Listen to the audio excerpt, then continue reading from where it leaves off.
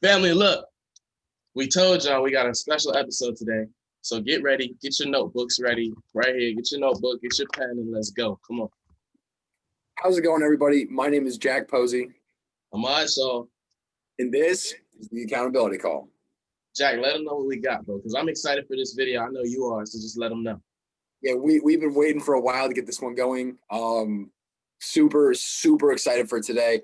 If you guys follow us on our Instagram, you saw the little preview of what today is going to be. If you don't follow us on the Instagram, please do at @the_accountability_call, where you can get little details, little information before it happens, like today's episode, where we have our very own special guest, Mike Valerio, correct?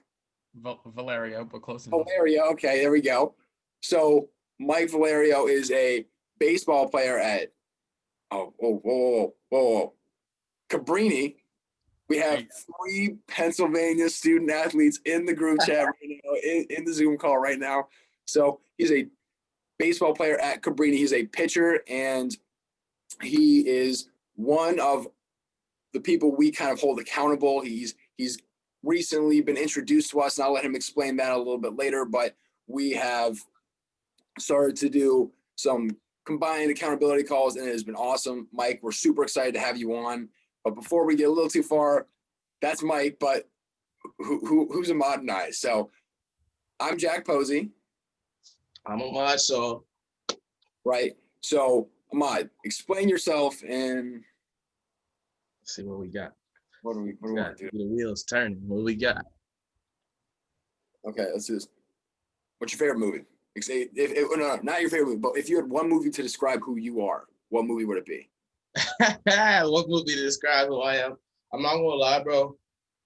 Over the past like 2-3 days, I've been watching Rush Hour 1, 2, and 3. And bro, I'm not gonna lie, that's like me, bro. That's what's his name? Carter.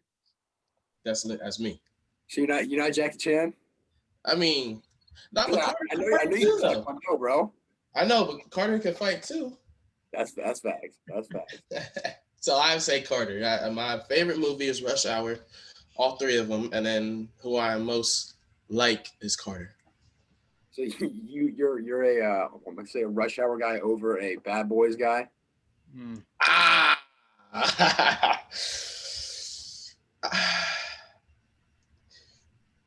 Yeah. Yo, bold claims from Ahmad this morning, everybody. December 29th. It's episode 33. And Ahmad is picking Rush Hour over Bad Boys. So hot take of the day. A movie to describe me. Oh my God. I ask these questions and I don't even think of an answer. Movie to describe me. Man, I can tell you my favorite movie. What is it? So, depending on the day, it's either the Lord of the Rings series. That is unreal. Love that movie. So many different storylines. It's awesome. Or it has to be Step Brothers, just because that movie is a classic. I've never seen Step Brothers. Oh, you've never seen Step Brothers? Never seen it. Mike, you've seen Step Brothers, right? Of course. Come on. That's a legendary movie. It is. You gotta. It's hilarious. God, I quote that movie every day of my life. The other guys is better. So it's funny you say that, Mike. Last night my family was thinking about watching either Step Brothers or the other guys. So we had a little not argument, but we had a little heated conversation about which one was better. Have you ever seen the other guys? Yeah, I've seen it. It's awesome. Wow. That's an awesome movie. It's so funny. So real quick, Mike, Ahmad, great one for you. You answered that nail on the head, or whatever it's called, hammer on the nail, whatever. I kind of give you an answer. Mike, finish us out before you kind of explain who you are, before you give yourself your own background. To introduce yourself, what movie best describes Mike? Kind of like what you did. Instead of saying one that describes me, my favorite movie, like I said, is The Other Guys. There we go. Great movie. Awesome. So you have Step Brothers, Lord of the Rings series, The Other Guys, and Rush Hour. So yes, sir. Rush Hour. Let's go. Now, Mike, I might take you I might take you in an argument about the Step Brothers versus the other guys, just because the other guys is good, but Step Brothers, man. There's no argument. There's no argument. Crazy, y'all gonna be fighting for second place. Hey, you know what? I'm gonna be fighting for second place. Mod's gonna have to watch both and then be the finals today. Ahmad really is. I will say both Will Ferrell movies. He's awesome. Love him. But let's get into it. Mike, tell the people who you are in a little, probably, 1 to 2 minute, like, this is me, this is what I do, this is where I'm from. So kind of give yourself a little bit of background, then we'll hop straight into it. Got it. What's going on, guys? Thank you, Jack and Ahmad, for having me on here. So like Jack said, my name is Mike Valerio. I live currently in Brick, New Jersey, and I attend Cabrini University, which is in Pennsylvania, about 7 minutes from Villanova, if you didn't know where it was. My whole life played baseball. Right now I play baseball at Cabrini. I'm a pitcher. Pitcher/second base. And growing up, I first lived in Eatontown, which is in New Jersey, and then moved to Tinton Falls for, some circumstances happened, and then now live in Brick. So that's pretty much me. Awesome. And I've heard you throw some heat too. we were talking with Alan the other day, and he said you got that pitching speed up a little bit. Yeah, it's going up. Keeps going up. Let's go. That's awesome. So again, this is episode 33. This is Mike Valerio. He's awesome. We can't wait for him to share his story with you guys, and we can't wait to dive into it. So, Ahmad, hold on, before we jump right into it, I just want to take a step back and realize something, right? We have 3 NCAA athletes on this call right now. We have you, Jack, a lacrosse player. We got you, Mike, a baseball player, and then me, a football player. So let's just take a second and that's crazy. All and to say at different schools, even though we're all in Pennsylvania, all in different schools, all in different parts. Yeah, Mike near Philly. You got me in the middle, State College, and you got Ahmad near Pittsburgh. That's why. It's crazy. All right, let's get to it. Let's go. I'm excited, so let's go. Awesome. So, Mike, let's start off. Share your story. You've overcame a lot. You have, when we kind of, you kind of told your story to Ahmad and I. You definitely tell you've persevered, you've pushed through, and you've grown and become such a great, better person from it. You've learned a lot of great lessons along the way, and I'm super excited for you to share your story because it was inspiring to me. I know it was inspiring to Ahmad. So let's dive into it and share your story. Let's start with this. Let's go from your earliest memory. Say your earliest memory of your life. Take it through however you want from there. So let's go from there. All right, so I'll start from the beginning, from young Mike Valerio. So when I was younger, the main thing that Hold on, Mike. You got to speak up. You got to speak louder so the camera goes to you. You can't hear me? Now you good. Okay. So growing up, biggest thing that I struggled with was anxiety. If many of you don't know what anxiety is or what it can do, is basically you live your life on the edge, and you always feel like I said, on the edge. Like you're always uptight and stressed, and that's how I felt growing up and going to school, and I just struggled with it big time. I got help for it. Something that will not go away ever. It's always going to be there. But a lot of things that I've gone through for my life that I'm going to be talking about, a little bit down the road in this call, helped me 100% push through, and my anxiety got a lot better. Growing up, had anxiety. Played football, baseball, basketball my whole life. Wait, you never played lacrosse? No lacrosse. Keep going. The little weird stick with the net, never got into it. Oh, dang, bro. I mean, I know baseball and lacrosse aren't supposed to be compatible, but ouch. Yeah, how could I, we battle each other in the spring, Some play baseball, some play lacrosse. That's fair. I can't hit a pitch for my life, so all respect to you. Yeah, I can't cradle a ball on a lacrosse net either. So I my keep going. my high school never had lacrosse, so it never even gave the option. You know, You'd probably be a great lacrosse player if you had. maybe I don't know, probably not. So no, continuing on, grew up with anxiety, struggle with that. Get out. Sorry. All good. Hey, it's happened. It's happened to mine multiple times. So keep going. Let's keep going. Yeah, so growing up, struggled with anxiety and just pushed through. You know, elementary school, middle school, played football, baseball, basketball. Kind of just lived a normal life. Two parents, brother. You know, everything was good financially. Everything was good. Got to high school. Dad never let me play football, which stunk because I would love to play football. So I just played baseball. First 2 years, freshman year, played freshman JV, uh, baseball. Then end of my freshman year, broke my leg, actually, which is a little bump in the road I had to overcome. Little bump in the road. Yeah, never broke anything in my life. Um, and I just struggled with like my weight and stuff like that. And that was another thing that I had to overcome. Kind of set me back a little bit in baseball, which was rough, but pushed through that. Sophomore year, played JV. Um, then my junior year of high school, um, I made the varsity team, and the first couple games I wasn't starting, and then I what?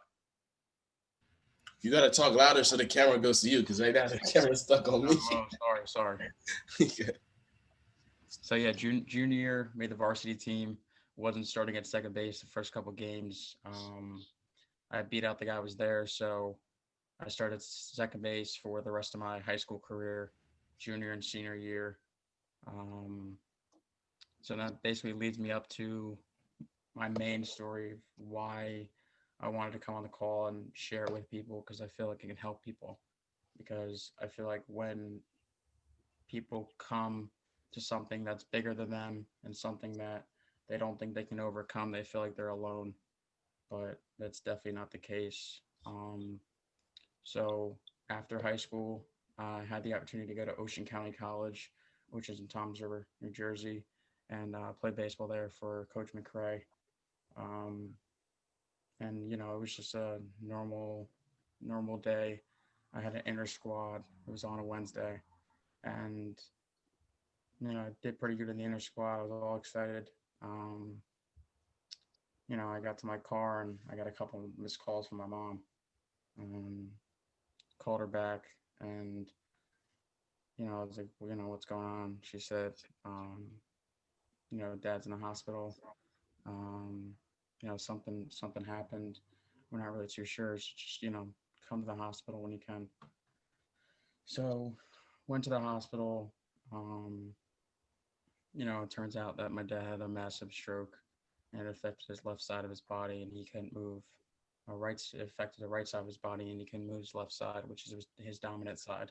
My dad was a lefty. So, um, massive stroke, obviously, was a hard thing for my family as my dad was, the provider for us.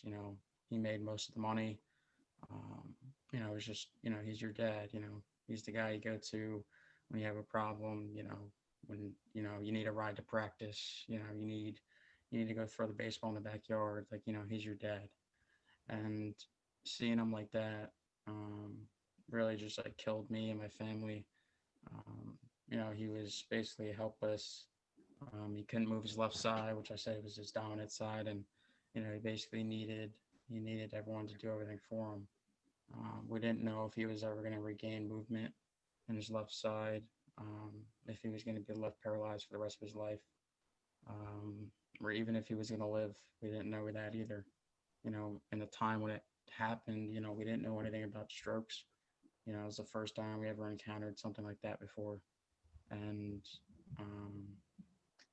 dealing with it just made me, my mom, my brother, my whole family is just better people as it is. Um, going through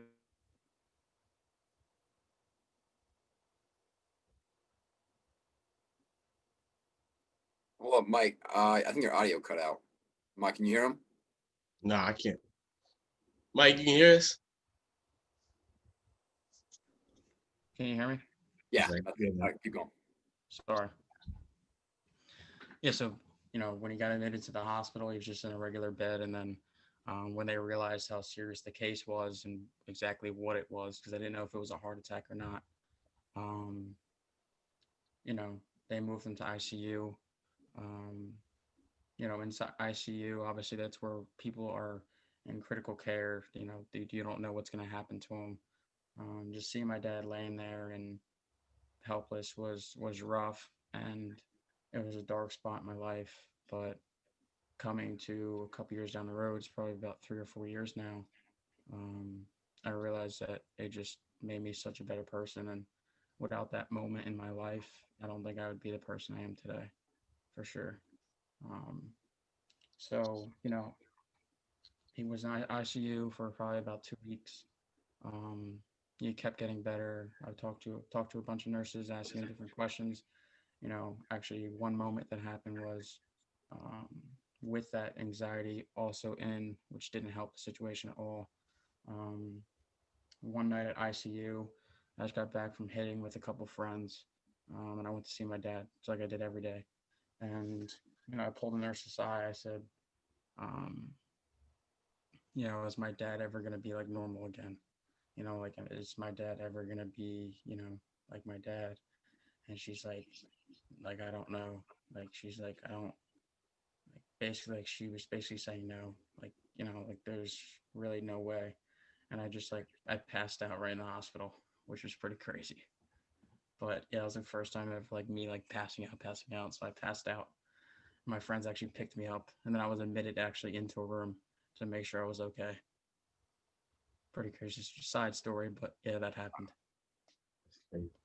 You were And okay, right? oh, I was fine. I was fine. Yeah. After I passed out, was like came to, I was just like making jokes to the like nurses about it because I was like, I don't want to go into a bed. Like, just let me go. I'm fine. But like they have to, I guess. That's like protocol, I guess. I don't know. So, so continuing on, my dad was in ICU for about 2 weeks. Then he got moved. Then he actually got moved to a rehab. And this is kind of like when the whole process for me, like mentally, started, and for my dad, obviously, also. Um, seeing my dad doing rehab and failing and failing and failing, just to be able to move his leg. I mean, for some simple thing is that is, and you don't even think about it when you do it, you know, like my dad can't. And it's just like amazing to see someone like that, but even more amazing to see where he is now. Um, he was in rehab for a while. I'd probably say about 6 months. So I would say for about a year, I didn't have my dad home with me, which was rough. Um, and seeing him in rehab fail and fail was something that has helped me.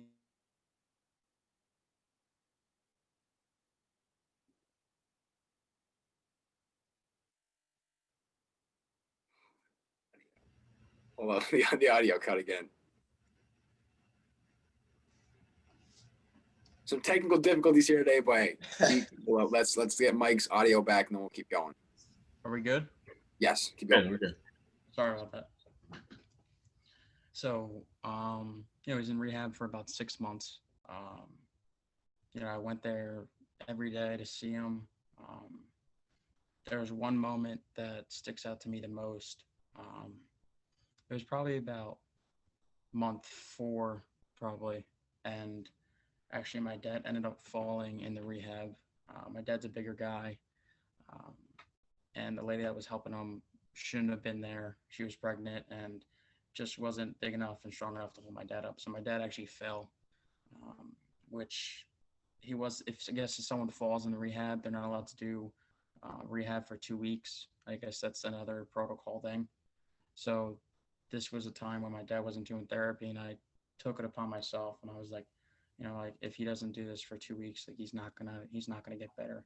So this is like before I even knew what I wanted to do as a career, and I feel like this was the moment when I like decided like this is what I want to do. Um, so I took it upon myself to do some physical therapy with my dad in his bed.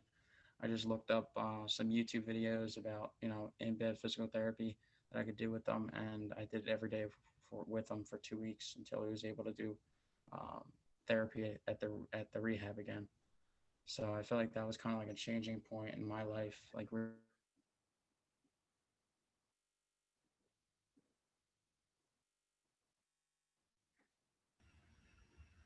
that Did it happen again?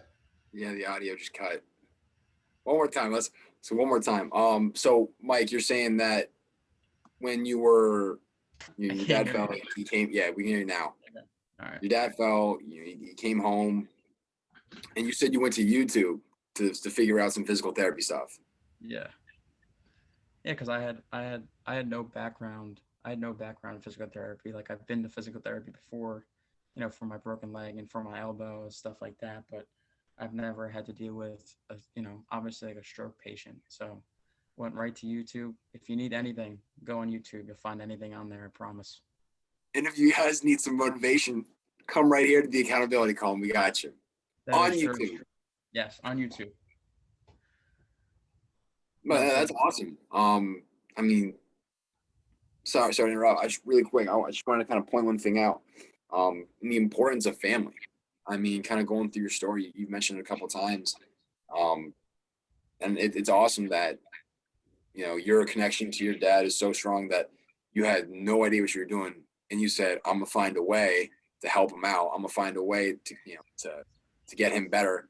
So you didn't let any excuses kind of get in the way. Even when he couldn't go to rehab, you were doing literally anything you could, just to help your dad out. Which Ahmad and I, obviously, we've talked about it, and how important family is to us. I mean, just go watch our first episode, where we talk about our last names and what they mean. So we really appreciate you. I mean, you never mentioned that to us in the first call. So I really appreciate the effort you put forward for your dad. I mean, obviously I would do the same. I know Ahmad would do the same. But that's awesome. Like that's real awesome. appreciate that. So continuing on with the story, in rehab for about 6 months, he fell. Then I did therapy with him, which changed my perspective on life and also helped me to decide what I want to do for career. Because at the end of the day, what I want to do is just help people. That's the main thing. What I want to do. Um, so the story goes on. My dad gets out of therapy. Actually heads to another therapy because the one we were in wasn't what he needed. He needed something else. So we actually took him over to a hospital, which had a therapy in it, which was closer to home, which was good. But we took him there, and that helped him tremendously. Um, so basically, as the story goes on, my dad continues on doing therapy hard. Us as a family need to keep pushing him so he doesn't lose that motivation. Because obviously, we all know is no one likes to fail at stuff, especially stuff that you've been doing your whole life, as simple as walking. We don't think about it. We walk down the street. We don't think about that someday it could be difficult. Like you have to think about it, and that's something that my dad needs to think about is simply walking, getting up and walking to the bathroom, which is tough to see, but that's his new life, and you know, glory to God, he's still with us, and I thank God all the time for that. Um, so my dad did therapy for he's still doing therapy now, a couple 3 4 years later. um, he gained mobility in his left arm, which he lost, and he gained ability to use his left leg again. um, he Awesome. lost he lost ability to move his left foot. So he has like a special brace that holds his foot up. um, so he walks with a walker and a cane, which we started with. He didn't have the balance to use a walker, so that was progress that we made. And he never even had close to the balance to use a cane. So he's made it a long way, and through hard work from him and from us as a family, pushing him, um, he continued to get better every day. Um, so basically, that's the story. Overcoming adversity with my dad, overcoming adversity through my anxiety. Um, so just, you know, if you're going through something and you feel like it's a lot bigger than you, just know that there's a brighter spot, and that, you know, down the road, you might not understand what it's doing to you now, but at the end of the day, it's changing you as a person for the good. And there's feel like when you have adversity like that, there's two ways you can go. It's either down a dark path, which is, you know, some people do, and obviously that's not a good way, or the other way, which is to let it change you and form you as a person down the road. Awesome. Thank you, Mike. Your story is inspirational to say the least. I'm fortunate enough. I'm not as fortunate enough that our fathers have not gone through anything like that. Our family members have not gone through anything like that with the stroke. So we can't resonate with you there, knowing what that's like. But just hearing you talk, seeing what you've done for your family, done for your dad, seeing how, I mean, some that you brought up a little bit earlier to us, was just how close your family got during this tragic event in your life, is something that we really appreciate and that resonates with us a lot. So thank you for sharing your story. I've learned a lot from it, and I really appreciate you sharing. Yeah, I want to say one other thing. Like, I think your story, it shows a lot about you and your character, from the sense that, like, that 2 weeks where you was not gonna let your dad slap. Like, you said you looked up the YouTube videos, and you got to work, and that's something that's, I feel like that can be easily overlooked, right? Because you yourself looked up the videos, and obviously you love your father, and you gonna do whatever it takes for your father. But I just want to almost like give you your props, in a sense, because that was big time. So good job with that. And thank you again. Thank you for sharing your story. I think it's not only powerful for me and Jack to hear, but for the viewers watching. I feel like it all, like how Jack said, like, we haven't had any to deal with any kind of similar situation, but maybe there's a viewer out there that has, right? Or maybe there's a viewer out there that's going through it right now, and your story might resonate with theirs more than with us. So thank you for sharing your story. I know Jack and I, we do have one or two more questions, and then we're good. Yep. So one thing that kind of comes up, um, you already answered the second question. You killed it. Why did you want to share your story? If you have anything you want to add on to it right now, you can go for it. Any takeaways you want people to have, or any lessons you learned that you want to share? Yeah, I'll say a little bit more. Like I already stated before, you know, the reason why, and I thank Jack and Ahmad for letting me on here to share my story. Because I feel like when something like drastic happens in your life like that, or, you know, God forbid, even a death, like, um, we feel, you know, we feel alone. And it's the same thing with anxiety. Like, if anyone suffered from, you know, really bad anxiety, like, you feel alone. And just my story, I just want to get it out there because I just want people to know that they're not alone, and that, you know, there's people that you can go to that have dealt with stuff and that can help you tremendously. You know, like, I did that in time of need when I was going through it too.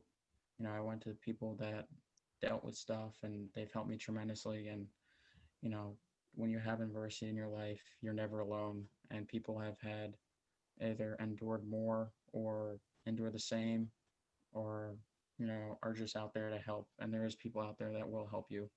And I realized that when I was going through need. And I feel like my story, you know, what happened to me and my family helped me tremendously, not in, you know, a mental sense, and especially for my anxiety. Um, you know, I went from being really bad as a kid to getting a little bit better. And then when this happened with my dad, took a really, really bad spike. Um, it was really bad, but I'm happy to say that it's a lot better now, and it keeps getting better. Um, it's something that I thought would never happen. Um, I would say that growing up, anxiety was my first obstacle, and I feel like the thing with my dad was my second. And I just feel like I'm growing as a person. And, you know, like I said before, when you're going through something, you're asking God, why is this happening to me? Why did this happen? Like, we're not bad people. Like, why is this happening? But just know that, God won't do anything that he doesn't think's right. And he won't give, any battles that knows you can't handle. So, Yeah, it's a great takeaway. And one thing too that you mentioned that I want to kind of ask you a little bit deeper of a question, and kind of mention like a support group, mhm. and like people who kind of helped you get through some of the stages of anxiety in your life. Can you kind of like talk on the importance of having good people around you? Because that's something Ahmad and I like to talk about a lot. And having a good team, having a good, you know, little ally group that is on in your corner, on your side. So talk a little bit about that support group, whether it be family, friends, or coaches, or anything like that. Like how they've kind of helped you throughout your life.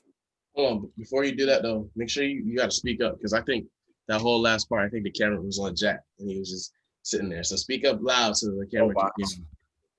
Got it. Sorry. So I was, I'm lucky enough to, from playing sports growing up, I have a lot of people that I reached out to in time of need. When this thing was happening to my dad, I reached out to, my friends' dads, to get their perspective on it, to get their take, to get to, what they think I should do. I reached out to, obviously, I have a good group of friends. Reached out to them. They helped me tremendously. Um, and family, my aunt, my uncles, and all my cousins. They were there to help. Just not just me, but my mom, my brother. And just help us all. Um, you know, Having a good support system. I guess you don't really fully realize how good of a support system you have until you need them to lean back on. I feel like we all, as people, while we see our cousins, we see our aunts or uncles, oh, what's up? And then, but when something like bad happens, who's really there for you then. So I'm lucky enough to have an awesome support system, awesome family, and I'm grateful for my friends and, everyone that I reached out to during the time and, even now today when I have struggles in my life. So And just shout out to all the people who have helped Mike, all the people he's reached out to. If you watch this or not, I just want to say thank you to you because you've helped shape Mike, which Mike has helped shape the Ahmad and I mentioned these talks. We've had some calls recently and gotten to know each other. And it might seem weird. We think it's crazy how, you could do one thing that could affect somebody else that could change their life. Yeah. So never downplay it. Like Mike is saying, if you know somebody who's going through something, never hesitate to reach out. I think something cool with all humans is we want to help. I mean, humans want to help other people, like just being a human, right? Let alone somebody and somebody who you love or somebody who's close to you. So if you know somebody who's going through something, please never hesitate to reach out and be that lending hand. Because Mike, I mean, it sounds like you had everybody in the world. They were on your side and they were helping you out, which you can't be thankful enough for. But if you know somebody who's going through something like that, they might not be as fortunate as Mike, right? They might not have this whole big support system. So whether they do or not, always reach out, always ask, because you don't know what impact you could have on somebody just by reaching out and asking them, hey, how are you? Hey, do you want to talk? I'm here to listen, or anything like that. Yeah, big time. So, our next question for you, Mike. And this is a little bit less on your story and how did you come to find the accountability call? How did you come to find us? So, um, I have an awesome mentor, Coach Allen, who connected me. I've been talking to him. We've had calls through since quarantine, and he's helped me tremendously to shape me as a person. Um, I want to thank him so much. And he connected us through Instagram one day, just put us all in a group DM on Instagram, and I had no idea who Jack and Ahmad were. Never seen them before, never heard about and connected us and introduced each other in a little text And pretty much that's, how I heard about the accountability call. And, I've been talking to Jack and Ahmad for a couple weeks now, and it's been awesome. Um, they helped me, you know, figure out what I really wanted and the goals that, need to happen each week. And, I want to thank them for, you know, growing me as a person and just being around people that, think the same way I do. And, you know, so thanks, Coach Allen. Yeah, big time. Shout out to you, Coach Allen. For all the viewers, Coach Allen is actually all three of our coaches. Believe it or not, Coach Allen was when he was down here with us, he was our speed coach basically. So he helped us work speed wise, and then I guess when he was up where he is now, he worked with you, Mike, right? Or how did you? Okay, one more question. How did you like meet Coach Allen? What was that like?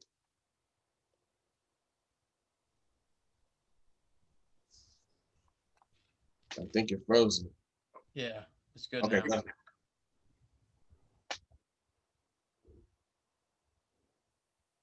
uh, uh, uh.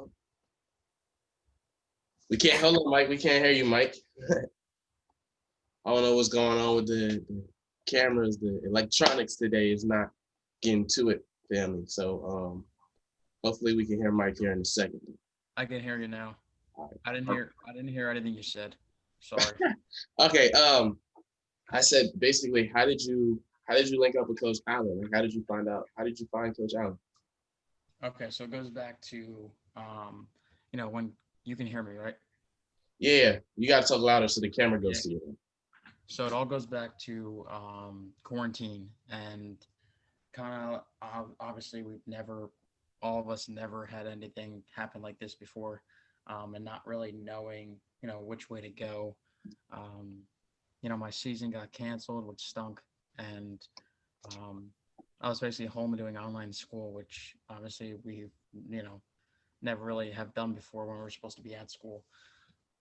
Um, I had I've had the opportunity and you know awesome pleasure to know CJ Appenzeller. Um, and I was doing workouts with him. He gave this opportunity to all baseball players to do, Zoom calls with different professionals, chiropractors, physical therapists, different people like that. And, into mental performance coaches, Coach Allen, that's where I first saw him speak. He came on one of our calls and just spoke about mental performance and how it can really change, your game in a sport, in life, and anything. And thought it was a great opportunity to reach out to Coach Allen and you know, see more to what he had to offer, and um, reached out, and that's kind of like when our relationship started. Um, I learned about Allen. Allen learned about me, and pretty much since quarantine, that was the start.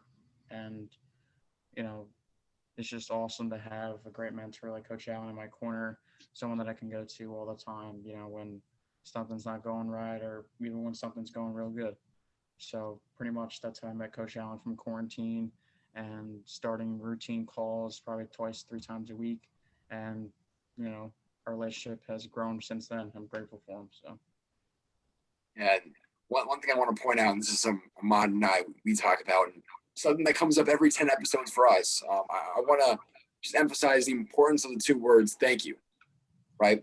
So, like Mike said, so we had Ahmad and I had Coach Allen as a speed coach in Virginia before he moved down, and he's doing his own thing now, which it's awesome to see him succeed. But he's doing this mental performance coaching as well, which is where he met Mike on a Zoom call recently.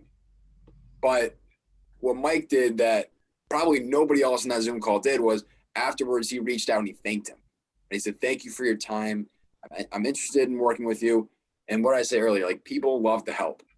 And if you reach out, if someone ever comes on and you're on a Zoom call or you have a guest speaker, say after, send a follow-up email, say thank you, because you never know what could come from it. And because Mike said thank you and he was interested in what Ahmad was doing, or Ahmad Allen was doing, we got connected. And when we're having this conversation just because Mike said thank you. So Mike, thank you for thanking Alan and continuing that conversation, because we wouldn't be here today without you doing that. Crazy, two small words can change the world, and can change your life. So I just want to emphasize that for all the viewers and for us three, because this is a really important, just a really important conversation and a really important little detail to know. So if you have your notebook out, write down the words "thank you." Please write them down. Big time, and especially like how Jack said, especially if you have a speaker, if you're a student athlete, NCAA athlete or whatever, watching this video, if you ever have a speaker, get their email, just quick, hey, I was on this call yesterday. Thank you so much. I appreciate it. And that's all you got to do. And it's so underrated, but on the other side, when you give thanks to people, like Jack said, they want to help. It's a good thing. It's a good feeling to give thanks. So always give thanks. I know we got one more question for you, Mike.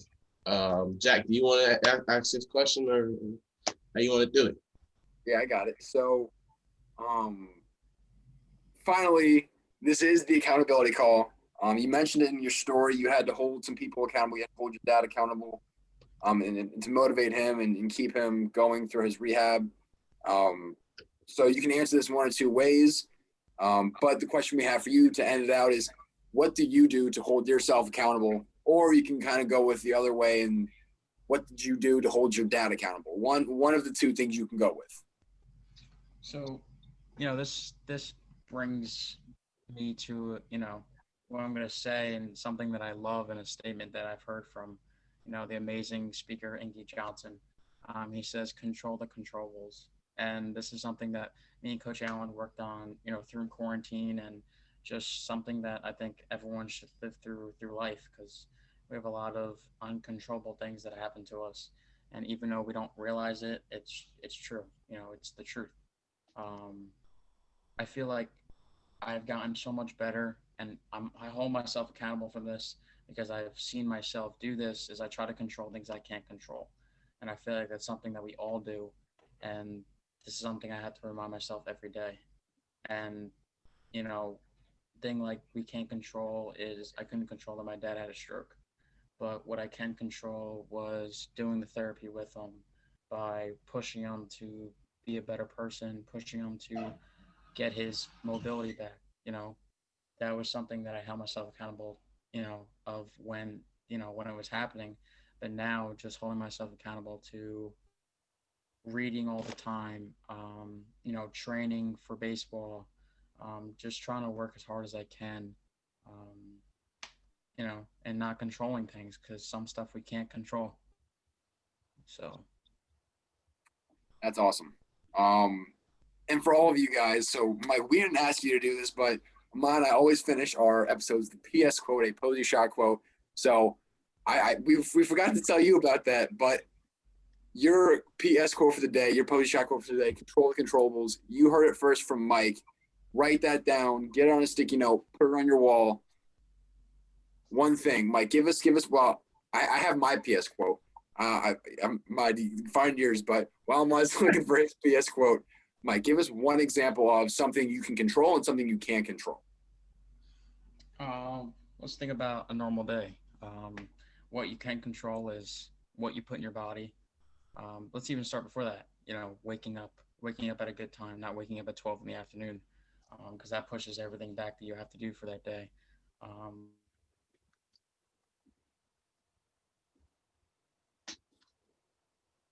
Audio. One more time. Let's last technical difficulty of the day. Let's make this happen. Go one more time, Mike.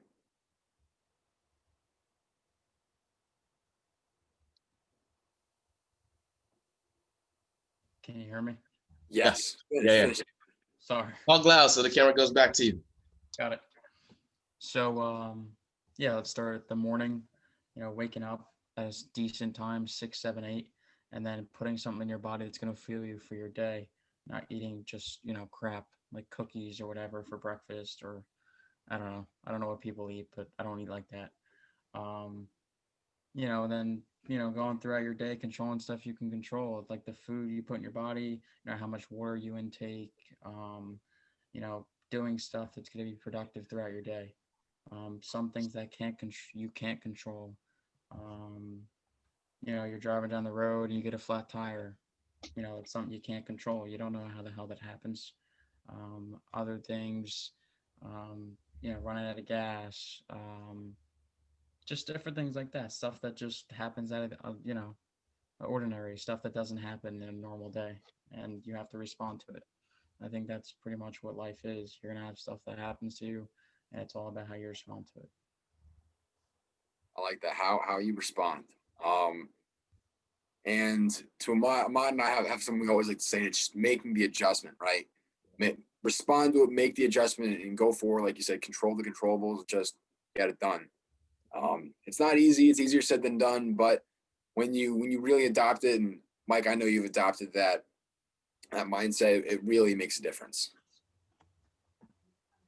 So let's finish out today's episode. That's Mike's PS quote: "Control the controllables." Like you said, from the great Inky Johnson. If you guys don't know who he is, go look him up. Go watch his YouTube videos. Super inspirational. But let's finish out. I'm gonna go with my PS quote first, because you'll see in a second. But my PS quote is "Rise together." Right. So you'll find out in a second why I say that if you haven't paid attention yet to the video. But I say rise together because, I mean, look at all three of us, right? Well, 2 months ago, we had no idea who we were together, right? Or no idea who each other were. I mean, Ahmad and I knew each other, but we didn't know each other collectively as a group.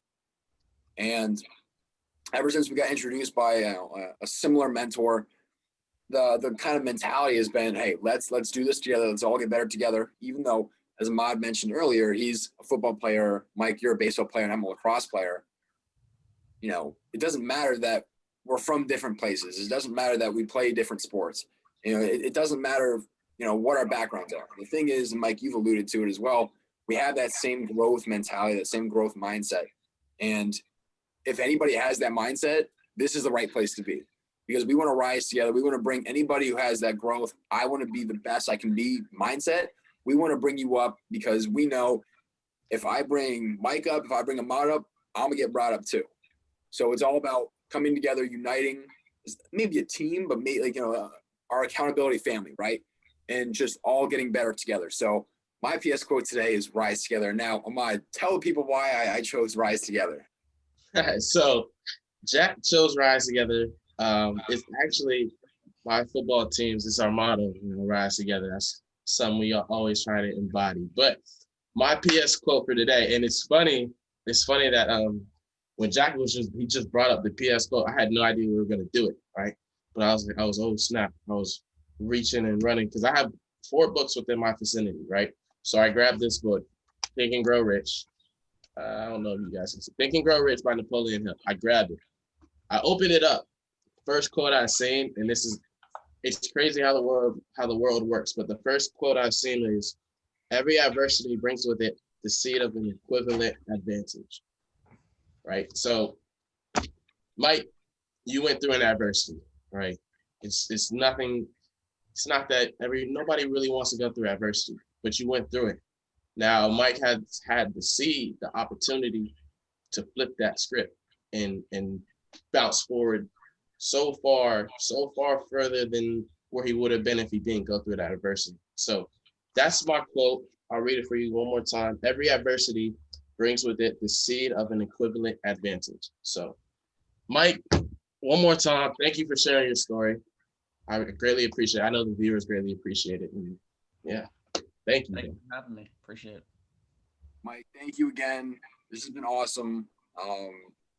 Just hearing your story, and I hope someone's out there. I hope one of the viewers out there that sees this, I hope it resonates with you. And even if you haven't had somebody go through Mike's situation, like Ahmad and I, there's still something to be said about always doing more for your loved ones, that the importance of family, and to control the controllables.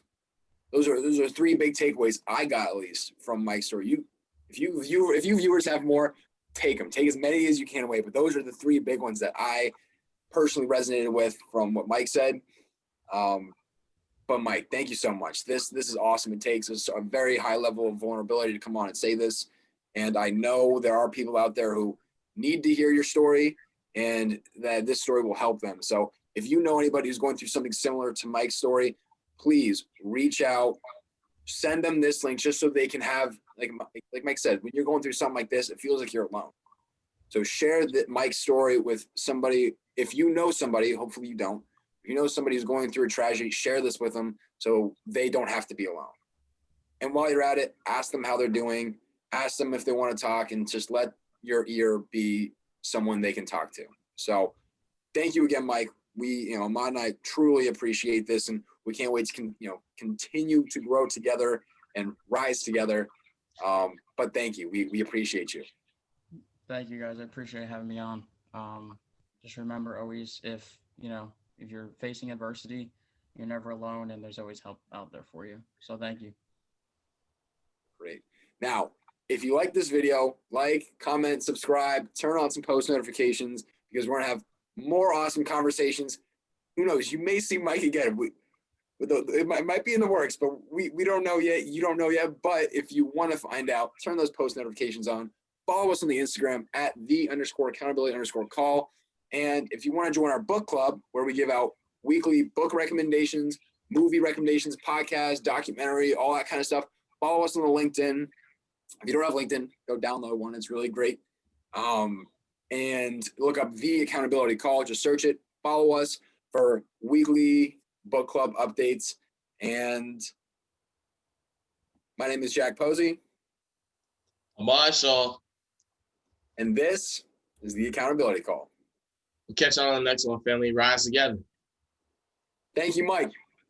Thank you, guys. Appreciate it. Cut it out a little bit because of connection. My connection's awesome. But thank you. It's okay. It was full of technical difficulties today, but regardless, your story is awesome. And thank you.